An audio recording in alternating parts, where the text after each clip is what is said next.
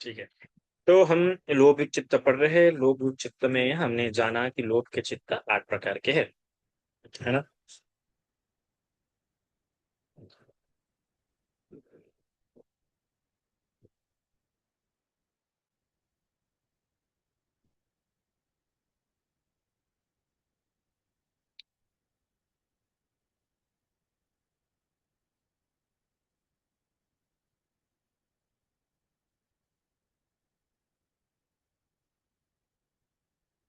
तो हमने देखा है कि 8 तरह के लोभ चित्त कितने होते हैं? 8 तरह के होते हैं।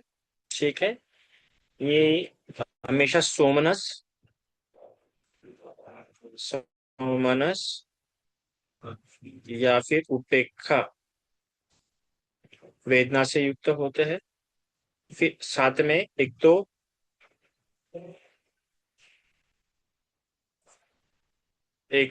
दिच्छिगत,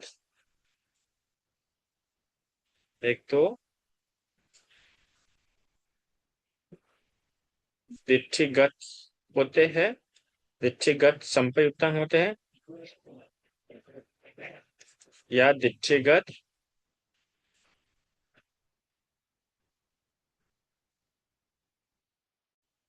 विप्रयुक्त होते हैं।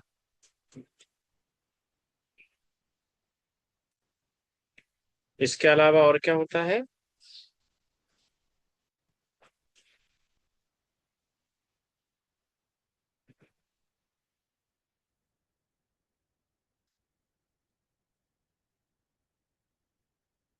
इसके अलावा होता है, इसके साथ होता है ससंखारिकम होता है, या असंखारिकम होता है। ठीक है, ये पूरा स्ट्रक्चर होता है। ठीक है ना। ये पूरा स्ट्रक्चर होता है, आप देख सकते हो। इसमें ये वेदना होती है, ये संज्ञा, और ये संस्कार। ठीक है। देख, तो वेदना जब भी होंगी, जो अकुशल चित्त में, विशेषतः कौन से, लोभ वाले चित्त में जो वेदना होती है, एक तो सोमनस होंगी या उपेक्षा होंगी। दोमनस वेदना नहीं हो सकती। कौन सी वेदना नहीं हो सकती? लोभी चित्त। अगर दोमनस आ गया तो आप तब, अगर वो गुस्सा कर रहा है, अगर वो गुस्से में दिख रहा है आपको, कटुता दिख रही है उसमें, तब वो लोभ युक्त चित्त नहीं है। ठीक है। लोभ के कारण से आने वाला चित्त, उसके बाद का चित्त द्वेष युक्त हो सकता है। पर जिस समय लोभ है, उस समय तो सोमनस से उपेक्षा ही वेदनी होंगी। उस समय में नहीं होता ना, कभी कभार किसने मेरी चीज हथिया लिया तो मेरे में लोभ था, उसने मेरी ले लिया। तो वो लोभ के कारण से दूसरा जो चित्त उत्पन्न हुआ, अभी जो चित्त है वो क्या है? क्रोध है उस चित्त में, तो वो लोभ युक्त चित्त नहीं है, वो होता है द्वेष युक्त चित्त है। जो चित्त रहेगा वैसी क्रिया रहेगी। अब लोभ, अब जब गुस्से में है तो अपनी चीज वापस वाली चेतना नहीं रहेंगी। उस समय क्या रहेगा, वो मार सकता है, उसे मारने की बात होंगी। इसलिए जब युद्ध होते हैं, वो ये नहीं सोचता है कि इससे मेरे को क्या प्राप्त हो रहा है, इसको मैं खत्म कर दूंगा। द्वेष युक्त चित्त जब रहेगा तब खत्म करने की बात रहेंगी। जब लोभ युक्त चित्त रहेगा तब उसकी कुछ प्राप्ति की भावना रहेगी। इसलिए जब आप किससे डील कर रहे हैं तो पहले देखो कि द्वेष युक्त चित्त से कर रहे हैं क्या लोभ युक्त चित्त से कर रहे हैं। तो लोभ युक्त चित्त में ये बात हमेशा याद रखिएगा कि एक तो सोमनस है तो उपेक्षा, दोमनस वेदना है, तो समझ जाओ तभी वो लोभ युक्त चित्त नहीं रहा। जो संज्ञा रहती है, वो संज्ञा कैसी होती है? एक तो दिट्ठिगत युक्त हो सकती है, मतलब दिट्ठि तो एक तो धारणा रख के काम करेगा या बिना धारणा के काम करेगा। धारणा कैसी रहती है? धारणा उसे तभी बोला जाएगा जब वो इसके फल या विपाक के प्रति सोचता है कि मुझे फल मिलेगा या मुझे फल नहीं मिलेगा। ऐसे जब रखेगा तो दिट्ठिगत संप्रयुक्त होगा। और बस मजे के लिए कर रहा है तो कोई दिट्ठी है ही नहीं, कोई धारणा ही नहीं। हम जब भी कोई कृत्य करते हैं तो धारणा युक्त करते हैं, जब लोभ युक्त कृत्य, हर कृत्य नहीं, जिस कृत्य में लोभ रहता है उसी कृत्य में दिट्ठी वाली बात आती है। क्योंकि दिट्ठी, लोभ की चित्त में दिट्ठी क्यों आ रही है, ये प्रश्न आपने पूछना चाहिए कि जो ये दिट्ठी है, ये दिट्ठी बाकी चित्त में नहीं आता है। मैं आपको बताता हूँ, जो दिट्ठी है संखार के विषय में,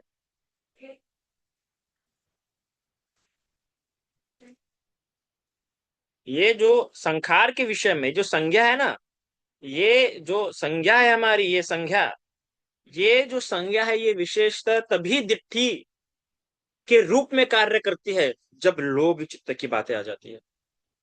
ये संज्ञा अगर वही कुशल चित्त में है या द्वेषी चित्त में है या मोह वाले चित्त में है, तब ये संज्ञा दिट्ठी की तरह कार्य नहीं करती है। लोभ की चित्त में संज्ञा हमेशा दिट्ठी की तरह कार्य करती है, धारणा के रूप में समझ कार्य करती है। जहां लोभ रहेगा वहां लुभा तब की धारणा रहेगी, इसलिए आप उसमें इन्वॉल्व होते हैं। याद रखिएगा कि उसके मन में इस प्रकार से चल रहा होता है कि वो एक लंबा लोभी इंसान दूर तक देखना चाहता है, दूर तक लाभ देखना चाहता है, इसलिए उसमें धारणा बड़ी गहरी होती है ना, कि इस स्थिति से मुझे लाभ मिलेगा कि नहीं मिलेगा, इस स्थिति से मुझे बेनिफिट होगा कि नहीं होगा, इस प्रकार से सोचता है। इसलिए वो धारणा बन जाता है। फिर वो कर्म के, एक तो कर्म के हिसाब से करेंगे या फिर आनंद के हिसाब से, है ना। दिट्ठिगत संपयुक्तम मतलब है कोई ना कोई धारणा। धारणा किस विषय के लेके? एक तो कर्मफल है, कर्मफल है या कर्मफल नहीं है, इसी विषय में होती है उसकी धारणा, तब होगा दिट्ठिगत संपयुक्तम, नहीं तो नहीं। और दिट्ठिगत विपयुक्तम मतलब बस मजे के लिए, पीछे में कोई विचार है ही नहीं, कोई धारणा है नहीं, बस मजा, मजा मात्र, है ना, मजे के लिए, बल्ले बल्ले, और कुछ नहीं। बल्ले बल्ले की तरह पे बल्ले बल्ले, बस आनंद ही आनंद करना है, क्लब में जाना है, कुछ नहीं, है ना। अब यही पे आपको बताता हूँ कि भैया मुझे क्लब में जाना है, अरे क्या कोई पाप पुण्य वगैरह होता नहीं, चलो मजे कर लेते हैं, कोई मजा नहीं, तो ये क्वेश्चन दिट्ठिगत संपोषित है, क्योंकि कोई पाप पुण्य वाली धारणा नहीं है। पर हाँ भैया क्लब में जाना है, इसलिए जा रहा है, पीछे में सोचा नहीं है। जहाँ पे वो सोचता है कि इसका कोई फल नहीं है, भाई ज्यादा कुछ होता नहीं, ज्यादा कुछ होता नहीं, ज्यादा कुछ होता नहीं, ऐसा सोच के जो जा रहा है वो दिट्ठिगत संपोषित है। और जहाँ व्यक्ति बस किसी ने बोल लिया इसलिए चल दिया, या फिर बस क्लब में जा रहा है पर कोई सोच नहीं है, जहाँ सोच है ज्यादा कुछ होता नहीं है, वो दिट्ठिगत संप्रेतम। जहाँ सोच नहीं है, चलो भाई मजे करके आ जाते हैं, बहुत थक गया इंसान अभी मजा करके आ जाते हैं, ये दिट्ठिगत विपरीतम है। ससंखारिकम नहीं तो असंखारिकम।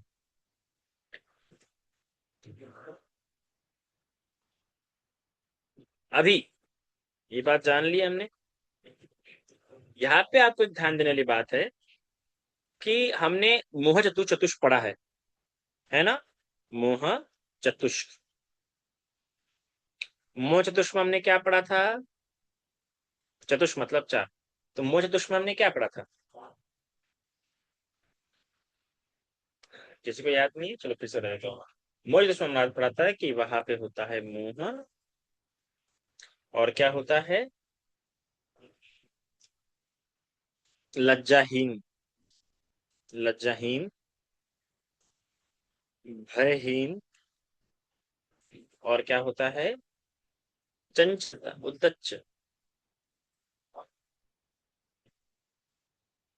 ये हर चित्त में होता है, ये जो मोह चतुष्क है, ये मोह चतुष्क में आपको बता दूं कि हर तरह के चित्त में होता है,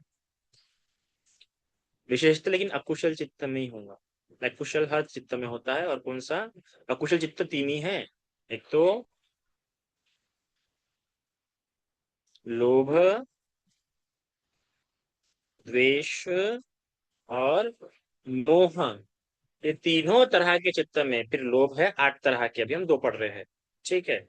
द्वेष है दो तरह के, और मोह है दो तरह के चित्त। ऐसे कुल मिला के कितने हैं? 12 अकुशल चित्त है।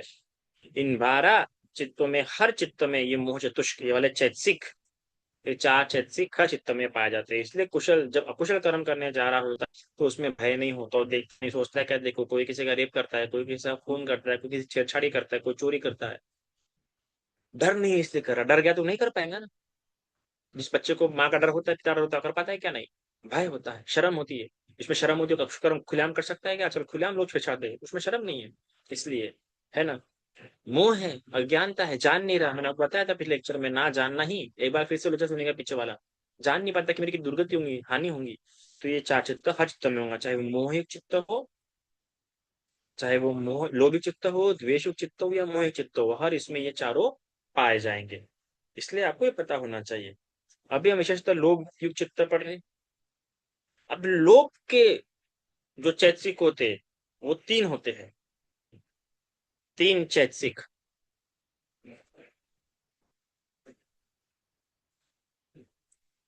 ये जो चार चैतसिक है, ये ऊपर के, ये चार चैतसिक सच में पाए जाते हैं। पर ये जो नीचे के तीन चैतसिक है, ये सिर्फ लोभी चित्त में ही पाए जाते हैं, उसके अलावा और किसी चित्त में ये नहीं पाए जाते हैं। कौन से है वो? सबसे पहले लोभ। आप सरल सी बात है, लोभ भी चित्त है तो लोभ भी चैतसिक होगा ही होगा। और तिथि,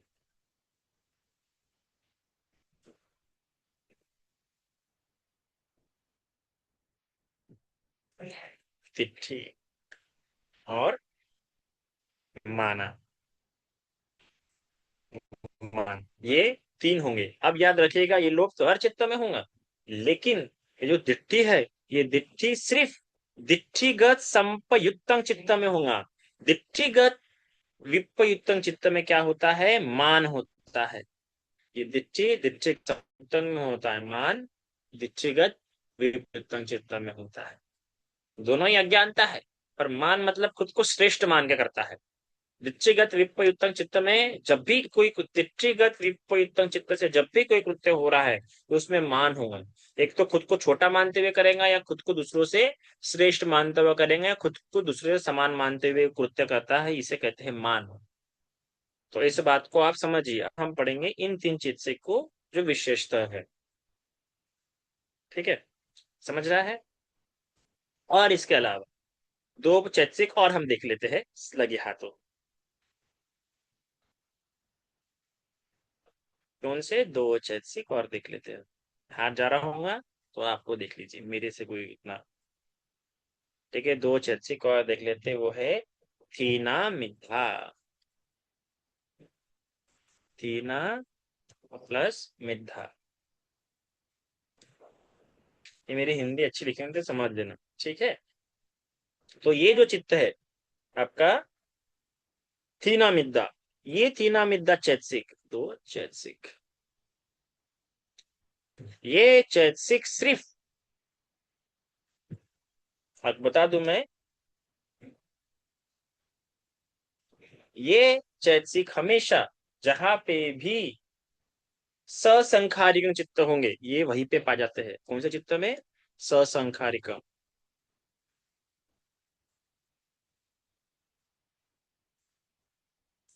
मतलब अगर आप ससंखारिक चित्त की बात कर रहे हैं तो आलस्य से होके कर रहा है तीना मित्र, मतलब मानसिक और शरीर का आलस्य, ये होता है थीना मित्र।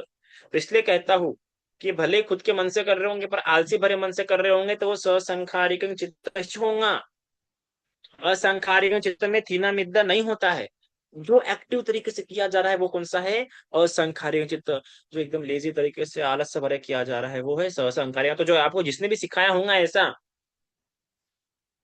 ठंडी हो गई, तो आपको जिसने भी सिखाया होगा ऐसा कि बाबा किसी और के कहने पे किया हुआ काम मतलब ससंखारिकं होता है, तो बिल्कुल गलत है ये।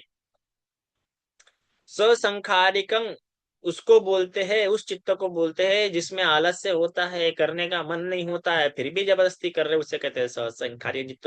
और जो एक्टिव होता है उसे कहते हैं असंखारिकं चित्त। तीन मित्र। तो ये हमने कितने चैतसिक देख लिए इसमें? देख लीजिए कितने कितने चैतसिक है, चलो गिन लेते चैतसिक। ये एक, दो, तीन, चार, पाँच, छ, सात, आठ, नौ, ये नौ चैतसिक विशेषता अकुशल चैतसिक है। आपको ऐसे याद करने की जरूरत नहीं, जैसे हम पढ़ जाएंगे आपको अपने आप क्या होते जाएगा, याद होते जाएंगे।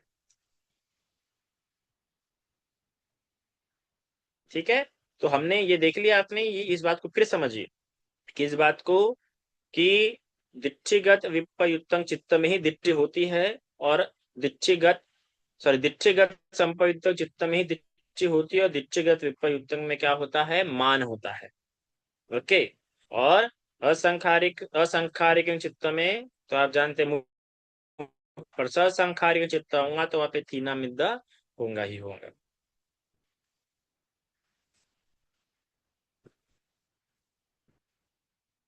चलो अभी हम आगे बढ़ते हैं, एग्जाम्पल के साथ वर्क करते हैं अभी हम, है ना। अभी सबसे पहला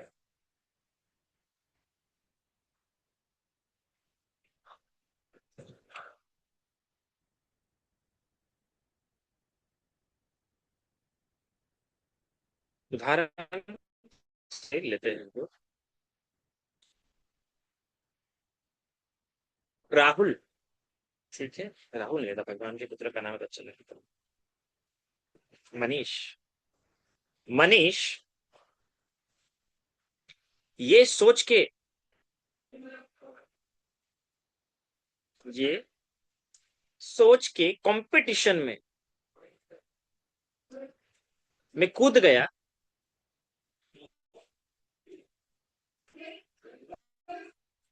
क्या मैं उससे कम हूं, क्या मैं भी जीत लूंगा,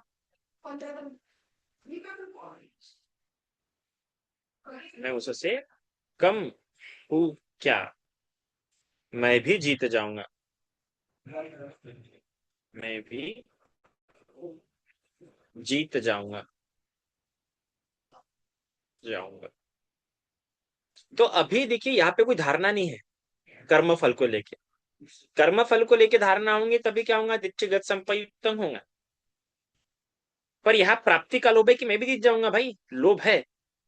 पर यहाँ पे लोभ दिच्छिगत संपयुक्तम नहीं है, यहाँ पे लोभ दिच्छिगत विपरीत, क्योंकि मान है भैया, मैं उससे कम हूं क्या।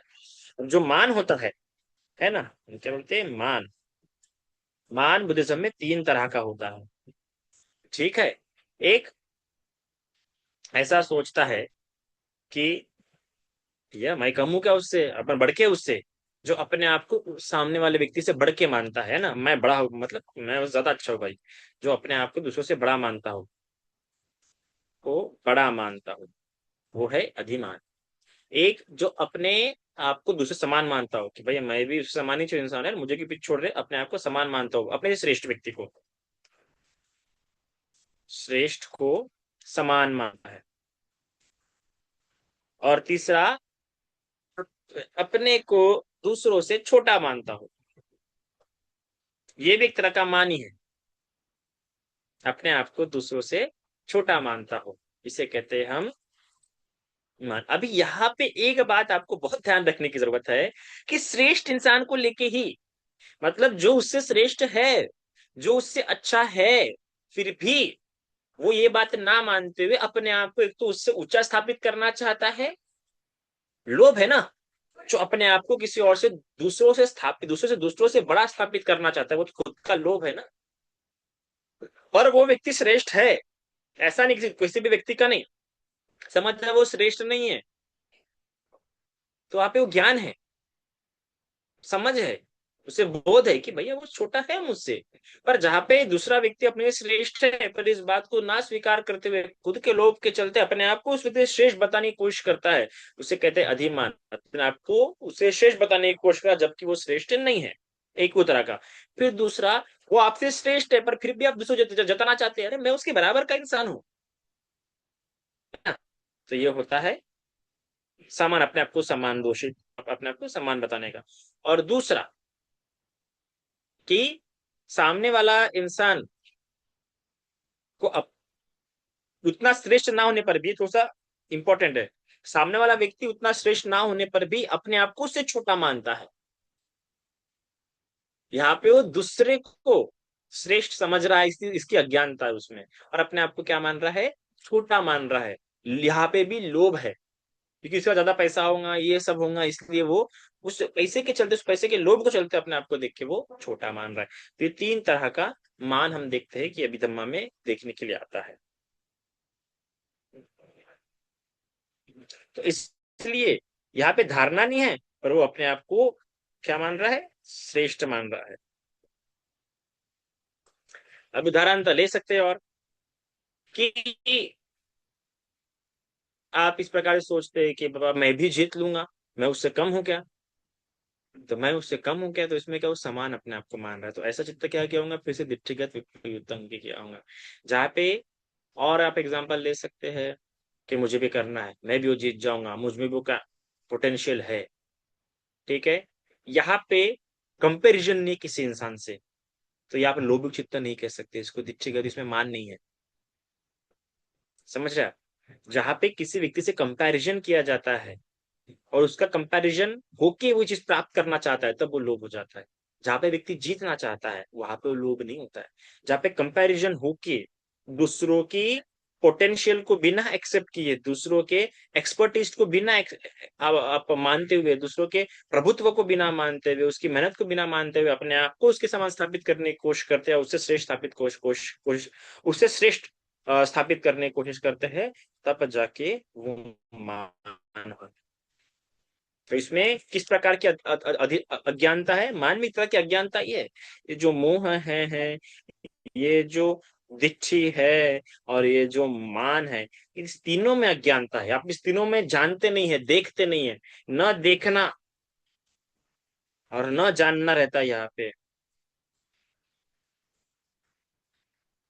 ठीक है, तो ये मान में इंसान क्या देखता है, दूसरों की मेहनत को नहीं देखता है ना,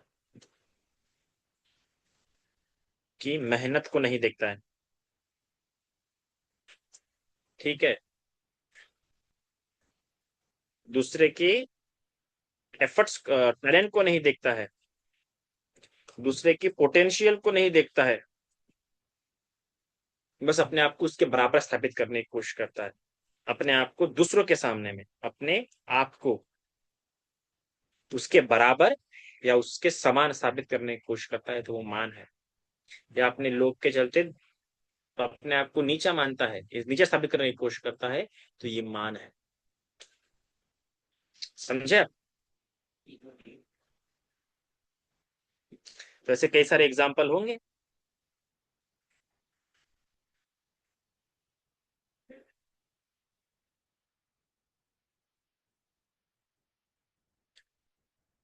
और एग्जाम्पल, कोई एग्जाम्पल अगर इसमें अच्छा रहेगा, तो जैसे कि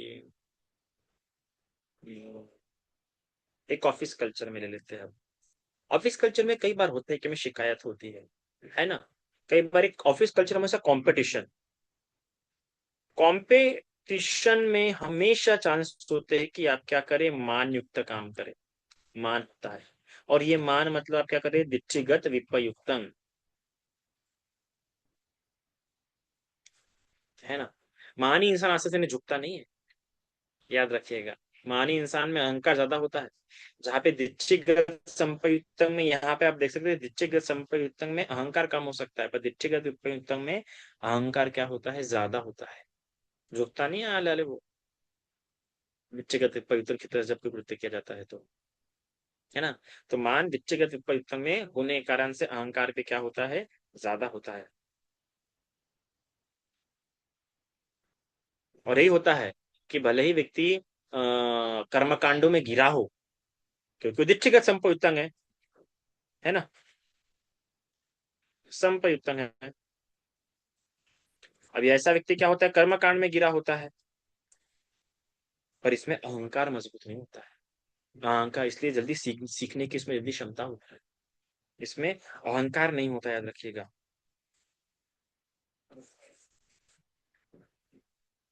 और इसलिए ये सेवा भी कर लेता है आसानी से।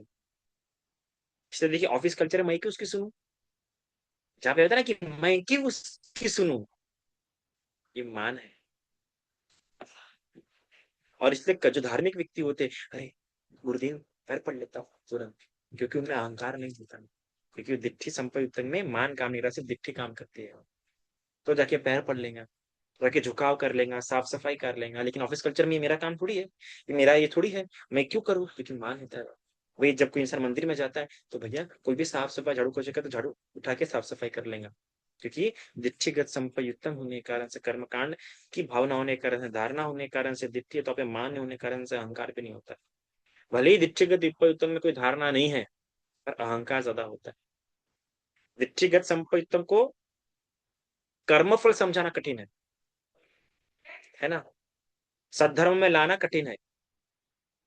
सम्यक पुण्य कराना कठिन है, पर दिट्ठिगत विपरीतम को तो कोई बात समझाना ही बड़ा कठिन हो जाता है, क्योंकि संसारिक बातें, जहां दिट्ठिगत संपयुक्तों को धार्मिक बातें समझाना कठिन है, वही दिट्ठिगत विपयुक्तों को संसार में कृतज्ञता की, झुकाव की बातें समझाना कठिन होता है, कि बेटा झुकाव रख, अभिवादनीय रहे। अभिवादनीय बातें समझाना दिट्ठिगत विपयुक्तों को कठिन है, और दिट्ठिगत संपयुक्तों को धार्मिक पुण्य क्या सही पुण्य क्या गलत पुण्य है ये समझाना कठिन है। फिर भी दिट्ठिगत संपयुक्तों ज्यादा कठिन है धर्म के मार्ग में, दिट्ठिगत विपरीतम थोड़ा ज्यादा आसान है धर्म के मार्ग में। संसार के मार्ग में दिट्ठिगत विपरीतम ज्यादा कठिन है। समझाऊंगा ना आपको।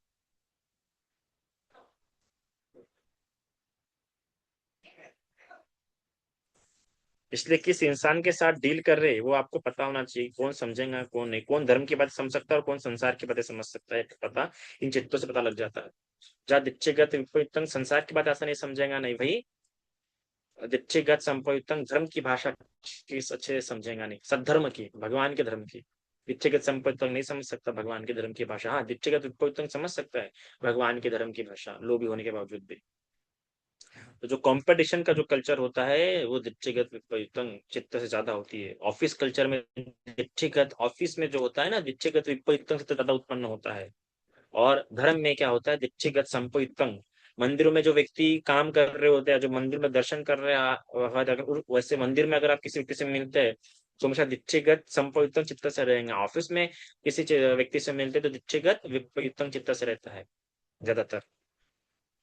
ये बात का आप ध्यान रखिए, इससे मान ज्यादा होता है वहां पे ऑफिस कल्चर में। प्रवचन देता हूँ मैं, प्रवचन देता हो, प्रवचन देता हूँ। तो इस बात का ध्यान में रखना पड़ेगा आपको।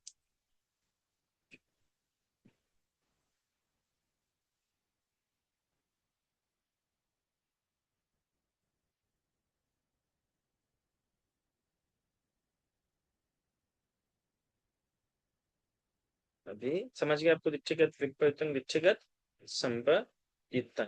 अभी एक एग्जांपल देखना पड़ेगा ना हमें अच्छा वाला कोई। फॉर एग्जांपल, जब आपके ऑफिस में किसी का प्रमोशन होता है ना, तब आपका प्रमोशन नहीं हुआ है और आपको लगता है कि आप उसके बराबर हो, तब आपने हमेशा ये इस बात पे विचार करना चाहिए कि क्या सही में मैं उसके बराबर हूँ या उससे श्रेष्ठ हूँ। ये दो प्रश्न पहले पूछना चाहिए, जो क्योंकि हमारे, क्योंकि देखो कंपटीशन के जमाने में मोस्ट ऑफ हम जो अकुशल कर्म करते हैं, चुगली का, है ना, चुगली का जो अकुशल कर्म करते हैं, किसी को फंसाने की जो कोशिश करते हैं, हम किसी का प्रमोशन रोकते हैं या किसी को आगे बढ़ने नहीं देना चाहते हैं, या जो व्यक्ति हमसे आगे बढ़ गया और हमेशा लगता है कि यार वो मुझसे बराबर नहीं है। या देवरानी जेठानी में भी आप देखिए, हाँ उसको कुछ आता तो भी है क्या, उसे कुछ समझता तो भी है क्या। तो आप ये क्या करें, आपका मान बोल रहा है ना, आप उसको क्या समझ रहे हैं, एकदम नीचा समझ रहे, और अपने आप को क्या समझ रहे, एकदम से श्रेष्ठ समझ रहे।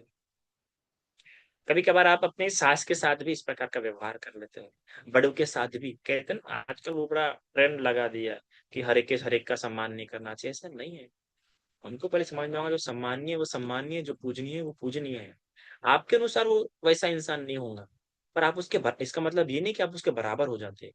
माना है कोई व्यक्ति कोई पर्टिकुलर शील फॉलो नहीं कर रहा होगा, या अक्सर शीलवान लोगों को देखा जाता है, मान, है ना, मान, मान बड़ा काम करता है शीलवान लोग, बुद्धिस्ट जो धार्मिक लोग हैं ना, जो सब धर्म को समझते होंगे, भले ही उनमें दिट्ठिगत संपयुक्तम चित्त उत्पन्न नहीं होते होंगे, पर दिट्ठिगत विपरीतम चित्त बहुत उत्पन्न होते होंगे।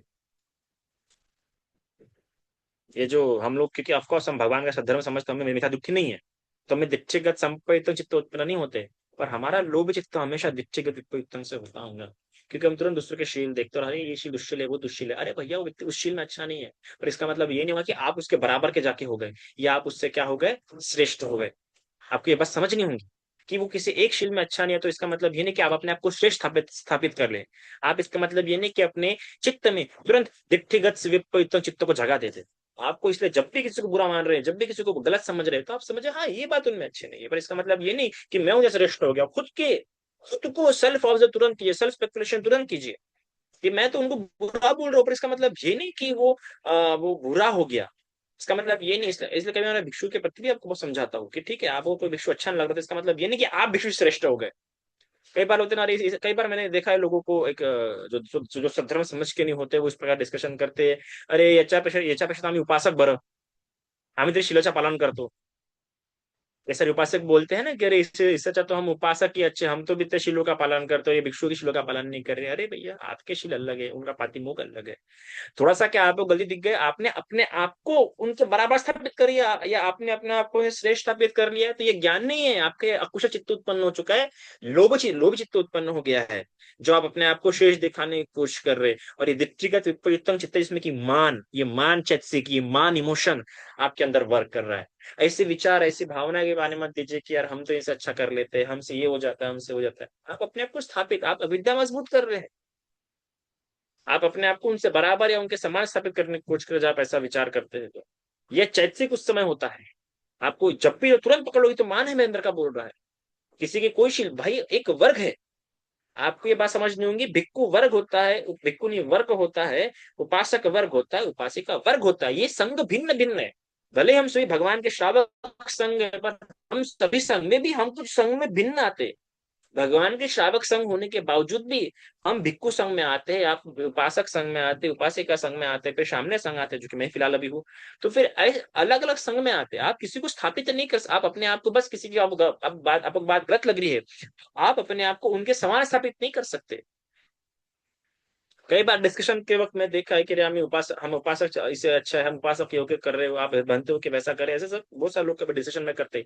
अरे आप अपनी बोल, आपके अंदर का मान बोल रहा है, जो मान चैतसिक, जो अकुशल चित्तों को आपने स्थान दे दिया अपने अंदर में, वैसा होके छोटे छोटे चैतसिक से इतना अंतर हो जाता है, देखने का नजरिया अंदर अलग हो जाता है। इसलिए आप देखिए मिलिंद प्रश्न में, इसलिए यहाँ पे आ जाती है कि एक जो उपासक होता है, वो भिक्षु के प्रति हमेशा मैत्री रखता है, सौहार्द रखता है, अपने पुत्र की तरह देखता है, जानता ही गलतियां होती है। इसलिए हमें ये बात रख के चलनी पड़ती है कि भिक्षु से भी गलती होती है, उनसे भी विनय टूटते हैं, पर फिर भी वो पूजनीय है क्योंकि वो कोशिश कर रहे हैं। ऐसा विचार में रखते हुए हमें चलना पड़ता है।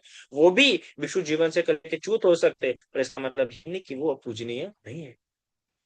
क्योंकि अगर आपने ये अपने मन में भावना नहीं रखी, तो ये जो मान चैतसिक है ना, ये मान चैतसिक तुरंत आपको लोभ चित्त में घुसा के इतना आपका मान मजबूत कर देगा कि आपके लिए नरक का रास्ता खोल देंगे। कई बार लोग मैंने देखा है शब्दों शब्दों में इस प्रकार के निकलते हैं, अरे वो भिक्षु को ऐसा कर रहे हो, वैसा कर रहे, ये कर रहे, वो करे, अरे उस सब में जाओ ही मत। आप वो तो बोल रहे हैं, वो तो है, जो अकुशल कर रहा है वो अकुशल कर रहा है, पर आप ये सब बोल के, ये सब रिपीट करके वर्बली, वाणी संस्कार द्वारा, कौन से, वाणी संस्कार द्वारा आप अपना मान मजबूत कर रहे हैं। और ये मान फिर आपसे कुछ कर्म कराएगा, क्योंकि लोभ चित्त उत्पन्न हो चुका है, मनोसंकार हो चुका है। कोई सोमनस होके कर सकता है, कोई उपेक्षा युक्त होके कर सकता है, पर करेंगे। इसलिए ये मान चैतसिक के प्रति आपको बहुत सावधान होने की जरूरत है। तो समझा? इस पे अगर आपके कोई प्रश्न हो तो मुझे पूछ सकते हैं, क्योंकि थोड़ा सा इसके बाद का टॉपिक थोड़ा सा अलग हो जाता है। अगर अभी शुरू करा तो कंफ्यूजन हो जाएगा। इस पे कुछ प्रश्न हो तो आप पूछ सकते हैं।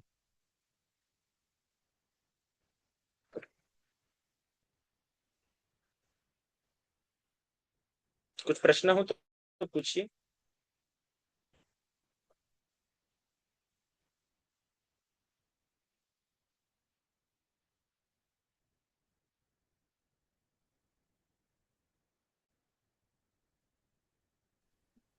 हाँ बंदा भी बनते। हाँ, मंगल उपासिका, उपासक जी बोलिए ना। हाँ मतलब ये एक चीज बताओ ना, संप्रयुक्त या विपरीत दिट्ठीगत जो है ना, अभी आपने समझाया कि भाई जो संप्रयुक्त है वो थोड़ा कठिन है धर्म में लाना। विपयुक्त को हम्म। विपयुक्त को थोड़ा आसान है समझ में ना, उसका मान थोड़ा कम होता है। तो धर्म दोबारा एक बार समझाने में और। आसान है, संसार की है ना। बात नहीं। हाँ धर्म हाँ। दिट्ठीगत विपरीत व्यक्ति को धर्म में लाना आसान है, पर संसार की बात समझाना कठिन है। उदाहरण था कि आप उसे बताओगे बेटा इसका आदर नहीं करते, उसका आदर नहीं करते, ये जो बातें हैं संसार की, उसे समझेगा नहीं। कि बेटा वो बड़े हैं तुमसे, तुमने उससे ऐसी बात नहीं करना चाहिए, तुमने उससे वैसी बात नहीं करना चाहिए। बोले काय को, उन्होंने मेरे साथ ऐसा बिहेव किया ना, उन्होंने तो वैसा बिहेव किया ना, तो झुकेगा नहीं। मैं भी कम हूँ क्या, मैं भी मानव हूँ, मेरा भी जीने का हक है, मेरा ही बोलने का हक है। ऐसी बातें करना शुरू करेंगे वो। समझे आप उपासक जी? जी जी, पर एक चीज और बताए ना आपने कि भाई अगर आप ना वित्त युक्त को जो है, जैसे वो मंदिर में जाना है या कैसे कुछ काम करना ना, उसकी थोड़ा मान कम रहता है ना। हाँ, नहीं नहीं, तो वो विपयुक्तम का नहीं बोला हूँ, हाँ, संपयुक्तम का। संपयुक्त व्यक्तिगत संपयुक्त है या संपयुक्तम में मान संपयुक्त। स्ट्रांग नहीं होता है, इसलिए देखो मंदिर में जब भी जाते हैं तो आसानी से सेवा करते हैं। तो विपयुक्त इसका मतलब ज्यादा कठिन है भगवान ये कि किसी को धर्म में लाना या वैसे उसको समझाना ज्यादा कठिन है। व्यक्तिगत विपयुक्तम को धर्म समझाना आसान है, अच्छा। भगवान का सब धर्म समझाना आसान है। पर जो हाँ। संसार की सांसारिक बातें होती है ना, कि भैया हम्म। इसकी रिस्पेक्ट कर, उसकी रिस्पेक्ट, अभिवादनीय नहीं हो पाता आसानी से वो। जी जी जी। जो अभिवादनीय है हम्म ना, वो अभिवादनीय नहीं हो पाता है वो आसानी से। जैसे कि भगवान हम्म के समय हम्म में वो हम्म, हम्म। भारद्वाज आया था, भगवान को बोले क्या रे तू जी अपना बना के, अपना बनाना अपना खाना, क्यों ऐसा भीख मांगने के लिए आ गया था? तो उस वो तो नास्तिक व्यक्ति था, जी समझे आप? जी। क्योंकि वो भिक्षा देना पसंद नहीं करता ना, इसलिए हम्म। उसने भगवान को बोला कि तू अपना बना अपना खा, है ना? और वही व्यक्ति हम्म। भगवान के धर्म में आ गया, है ना? जी। तो वो अभिवादनीय नहीं था, इसलिए उसे भगवान को नहीं दिया। पर जैसे धर्म में आ गया, फिर बाद हम्म में अभिवादनीय हो जाता है वो। पर उसको ये है कि हम्म। अभिवादनीय आसानी से रहता नहीं है वो व्यक्ति, उतना अभिवादनीय नहीं होता। अच्छा जी अभिवादनीय मतलब झुकाव होना, आदर सम्मान करना। जी जी व्यक्तिगत जी। विपरीतम में हम्म। अभिवादनीय होना थोड़ा कठिन होता है, व्यक्तिगत संपत्तम में हम्म। अभिवादनीय ज्यादा होता है। एक बार फिर से लिख दूं क्या आपके यहाँ पे? जी जी जी समझे उपासक जी? जी जी, कैसा रहा शुक्रिया शिविर? बाकी धन्यवाद। लेक्चर्स देखे आपने? बाकी लेक्चर्स जी देखे क्या? जी जी, देखे हैं बनते। समझ बहुत बढ़िया रहे समझ में शिविर तो आया? वो ना अभी। हाँ जी जी बनते।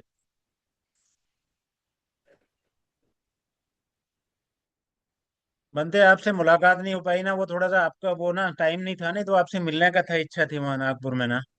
आपने बताया भी था ना कि वो, कुछ लेकिन नहीं टाइम उपासक नहीं मिल जी, पाया। लोगों, उपासक जी कोई मुझे आश्चर्य नहीं है, हमेशा लोगों के लिए संसार ज्यादा मजबूत, संसार ज्यादा भारी होता है, हम उसमें जी कुछ नहीं कर जी जी। सकते ना, है ना?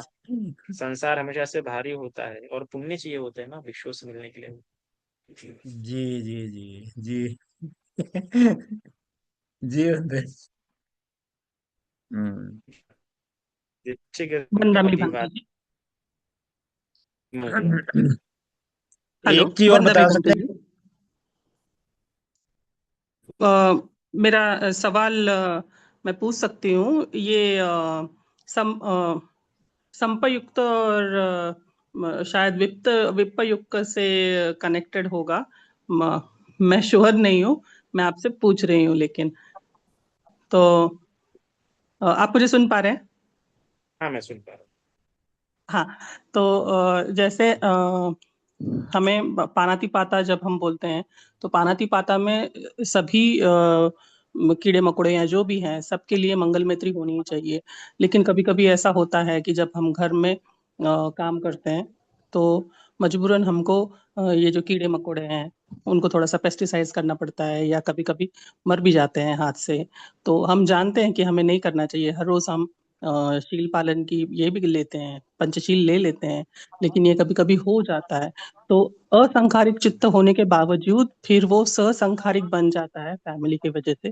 तो इसको किस तरीके से देख सकते हैं, किस तरीके से हैंडल करें इसको? हूँ। एक तो सबसे पहले वहां पे सती संप्रजन्य है, तो वह कुशल नहीं होना चित्त, है ना? इससे आगे कहना मतलब, ऑफ कोर्स वो आप उस समय सती अगर मौजूद है कि नहीं मारना चाहिए, तो वो ज्ञान युक्त होगा, वो अकुशल चित्त में नहीं आएगा, उसे गिनती लोभ चित्त में नहीं आएगा। और अभी हम सिर्फ लोभ चित्त पढ़ रहे हैं, इसलिए उस चित्त पे फोकस नहीं करेंगे। जब हमारे सारे चित्त पढ़े होंगे तब जाके हम बताएंगे कि कौन सा चित्त है। बस वो आपकी सती संप्रजन है, इसलिए वो अकुशल नहीं है। ठीक है।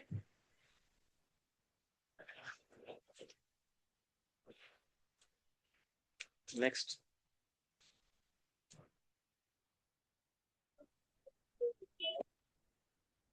म्हणते जी मंगल को बोलिए। म्हणते जी आतापर्यंत जितके क्लासेस झाले तर प्रत्येकडे सण मला माझ्यात म्हणजे अहंकारची भावना म्हणजे दिसून येत आहे. ती कशी हाँ दाबू ना, म्हणजे मी ते आपण पुढे जरा शिकत जाऊ ना, तेव्हा आपल्याला ते समजणार. एकदम ना दाबाची नहीं, पहले जान रखा है. एकदम से दबाने की कोशिश मत कीजिए. धीरे धीरे के पता लग रहा है ना, वही सबसे बेस्ट है ना. धीरे धीरे जैसे हम आगे बढ़ जाएंगे, वो अपने आप सॉल्व रिजॉल्व होते अब जाएंगे. ठीक है. जी जी, साधु साधु हाँ. साधु.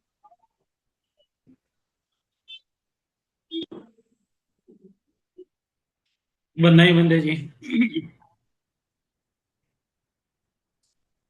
नहीं बंदे जी. मंगल हाँ जी. मंगल जी नंदी जी, बोलिए. ये हाँ, एक ये क्वेश्चन ये आता है, जैसे हम जनरली हम क्या करते हैं, बोलते हैं कि मेरे स्वाभिमान को ठेस पहुंच गई, और अभिमान और स्वाभिमान में ज्यादा डिफरेंस हाँ. नहीं होता. तो ये अब ये स्वाभिमान, स्वयं का हम्म. अभिमान और एक अभिमान, इसमें भी यही कहानी आती है मान की, या फिर मान अपना तो एक तो लोभ युक्त हो जाता है, और स्वाभिमान भी तो लोभ युक्त होगा जब मुझे, आई वहां पे वो थिंक. देख नहीं जब वहां पे ये देख नहीं पाता कि ये मुझे श्रेष्ठ है, इसका बोलने का अधिकार है, और जहां पे वो खुद की गलती नहीं देख पाता, वहां पे वो लोभ है, वहां पे वो मान है. वहां मान है, जहाँ पे और खुद की फिर वो ये गलती नहीं बोलते हैं देख कि मेरे पाता है कि मेरी स्वाभिमान ये को भी. गलती थी और ये उसकी उस नहीं, वो तो हाँ. लोगों को तो सबसे पहली बात, लोगों को स्वाभिमान अभिमानी शब्द इस्तेमाल करने आते ही नहीं है. ये जो बहुत बड़ा साहित्यकार होता है, समझदार होता है, वही सही तरीके से इस्तेमाल कर सकता है. बाकी जो भी व्यक्ति इस्तेमाल करता है स्वाभिमान अभिमान शब्द, वो पूरा अपनी गलती छिपाने के लिए, अपने मान, अपने एक तो अधिमान के चलते या अपने समानता के मान के चलते इस्तेमाल करता है. वो तो शब्द इस्तेमाल करता है ना हम्म. ऐसे कि मेरे स्वाभिमान को ठेस पहुंची है, समझ जाओ उसमें मान है. उसका हाँ, बहुत राइट. झूठा मान है. वो समझते नहीं शब्दों के, वो सिर्फ शब्दों का गेम खेल रहा है वो. बस शब्दों का गेम खेल रहा है एक तरह से, राइट. हाँ, करेक्ट करेक्ट.